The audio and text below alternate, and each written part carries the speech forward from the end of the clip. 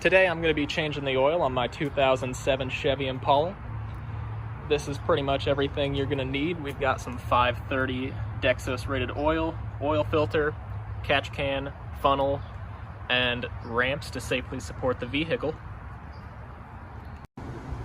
So after safely supporting your vehicle, you're going to want to crawl under it and find your oil drain plug, which you climb right under it. It will be on the passenger side. Here is your drain pan, and your drain plug is right here. Now that we've located the drain plug, you're going to want to ratchet with a 15mm socket on it, and your drain pan ready. You're going to take the cap out if you have this style, and you just slide it right under the drain plug. So this is a leaned up view of underneath the car. This is your transmission pan, this is your oil pan, and this is your drain pan. So I'm going to take our 15mm socket, get it right on the drain bolt there, and just knock it loose like that. And if your car is still hot, this is something to be careful about. Just keep loosening up until it's finger tight, and then just spin it on out. The good thing about this style drain pan is you don't have to worry about catching the bolt. You can just let it sit on top of the pan. So you can still do this job when the car is hot, like I am. Just keep on spinning it. And there she goes. So now that it's slowed down to just a little drip, I've got my drain bolt all cleaned off. And you can see with this one, there is a built-in silicone gasket in there, so I don't have to replace anything. On some drain bolts, there may be a copper or aluminum crush washer that I would recommend to replace. But now that it's slowed down to a drip, you'll just put your bolt right back in the hole, get it started, thread it down by hand, and then you'll get your ratchet, change the directions on it,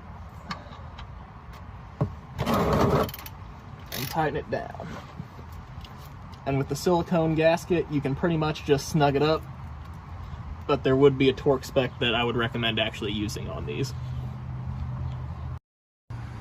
So next on the list is going to be the oil filter, and on this car, you go down underneath it, you find the drain pan you were just looking at, and the filter is right here, right in front of it.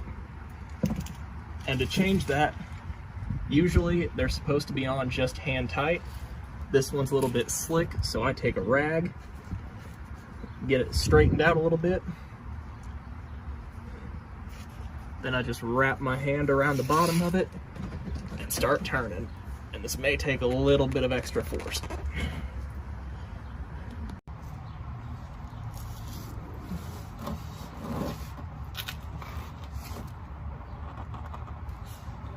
A little bit.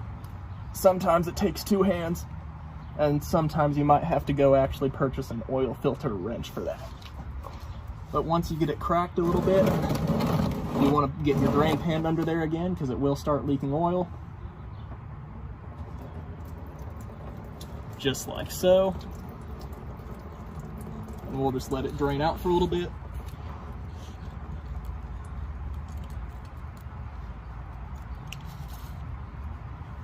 And then as it drains, you can take your rag and just keep spinning it off.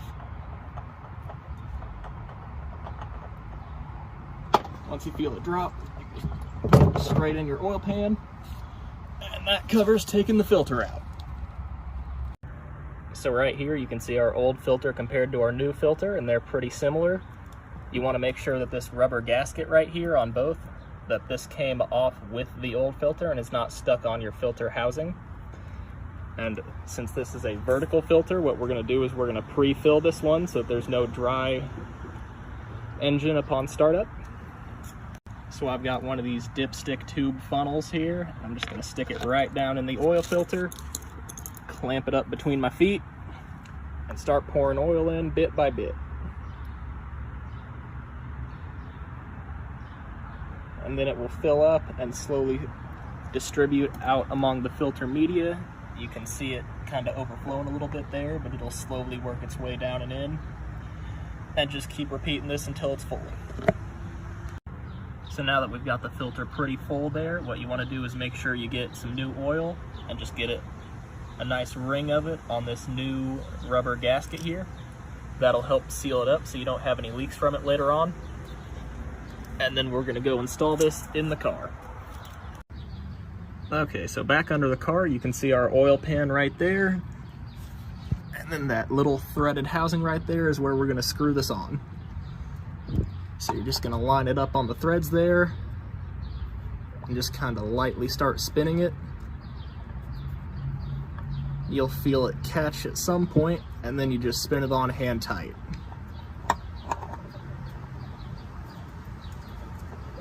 You get to watch me struggle with this for a minute here.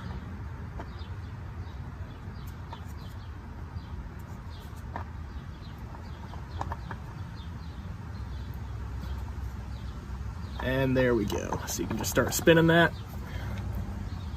You can see that that's finger tight. Just give it one more little twist like that. With that rubber gasket, that should be nice and sealed up. So now we're back at the top of the car, and you can find your oil fill cap right here. Just spin that off. Also, this housing right here will come off too if you spin it. Honestly, either one works. I've already taken my engine cover off because I'm not really a big fan of those. Take my funnel and you just stick it right down in that housing there. Grab your jug of oil, and I usually put about 3.5 quarts in while I'm up here and it's still on ramps. Then I back it down and check the level and measure from there. So you can see on the jug there we've put in about 3.8 quarts, so I'm going to back it down and then check the oil level. So now I've given the car just a couple minutes to let the oil settle down in the bottom of the pan again. We'll pull the dipstick out, set it down, and it's kind of hard to see the reflection there, but it's right past that third little notch, which is perfect in my book. So to end this all, you take your funnel out of your hole there, set that to the side, take your oil cap, spin that back on, and you are good to go. And that's how you change the oil on your 2007 Chevy Impala.